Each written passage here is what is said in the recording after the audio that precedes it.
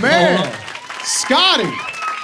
Hey, man. How you doing, man? You still got the chops. You still got the chops. When did those chops come, man? The chops. I'm still trying to grow them, brother. No, not the facial. The voice. The voice. We call it the chops. Yeah. I've just been kind of. People ask me when I start singing, and I don't remember not singing. When I was younger, I loved impersonating Elvis Presley. You know, lip curl and all that jazz. And just one of those things, brother. But hey, I enjoy doing it. Well, tell everybody what that song was called right there if they don't know. That was Buzzin'. That's a good one. Yeah. Thank you. And then tell everybody, get your music, all that. Plug it right now. Do everything you want with that. I don't do this a lot, but why not? Hey, we'll sell some records. Yeah, exactly. We got a new record out right now. It's called "See You Tonight." The title track's our single we got on the radio right now, and. With that first record we put out, Clear as Day, could never expected that baby to go platinum. But, hey, thank y'all for that. But, we didn't really have a lot of time to make that record. So that was the one thing I really was about for this record. I wanted to take our time with it. I wanted to write the songs. I wanted to know what we were going to say, what the sound was going to be. And so we spent over a year with this record. And I wrote 5 songs on it, co-wrote them. And it's awesome. I've just enjoyed being a part of the process, and I'm finally glad it's out there for y'all to listen to. So we're going to play a few more songs off this record. Definitely. We got some questions for you, though. Right. So you said, you wrote the 5 songs on here. Yeah. Where do you go to get inspired to write? Everyday life. It's one of those things where I listen for something stupid. I'm like, hey, that make a good country song, and you know what I mean. So I got a list of titles and all that kind of jazz on my computer and different things, and whether it's something somebody says at the dinner table or something I see or think of. Have you ever explored Portland? You've been here, but yeah, have I've been you here. Explored it? I don't know if I've explored it yet. I think maybe an inspiration, if you have a little time, I know you got a show later, but if you have time, maybe the Pittock Mansion today with all the clear skies, you might be inspired. The mountains all around. I'm from Florida. I haven't seen that stuff. And I go up there and I'm like, whoa.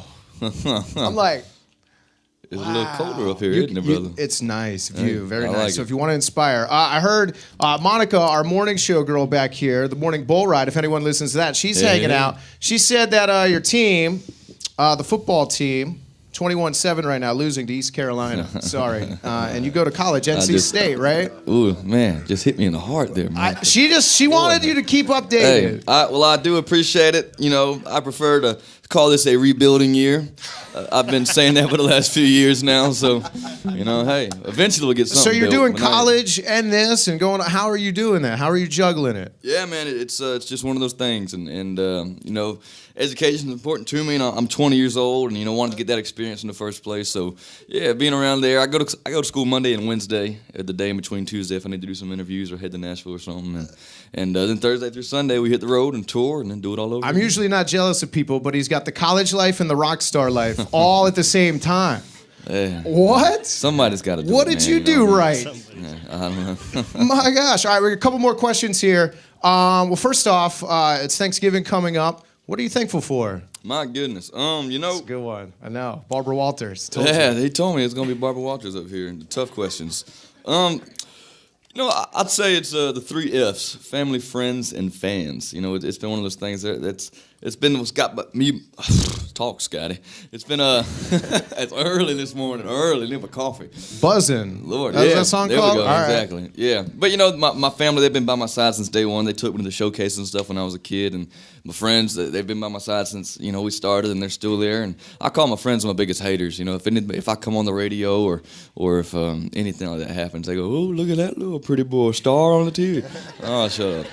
But so they're there, and the fans, obviously, y'all been incredible to me since day one. And seems like yesterday I was on that daggone little American Idol show, and now we're a few years out, and it's been a great ride. So thanks to y'all for that. It's country music. It's all about the fans. Yeah, it's great. I met him back then when he won American Idol. It was great. I actually got to hang out with Simon Cowell, which was kind of cool, at a party. What did you do after you won? I saw you at the little party back there where they brought you in the big circle tent. But then after that, what did you do? What happened when you won that? Man, I just wanted to sleep. Yeah. But it was a busy week. I slept with the trophy that night though. I was like, oh. But it was a wild night, and we went to the parties, and it was all a blur in reality. But it was a great night, and golly, it was a life-changing night for sure. I'm going to let you play a couple more songs here. Obviously, they're going to appreciate that, but they might like this question too.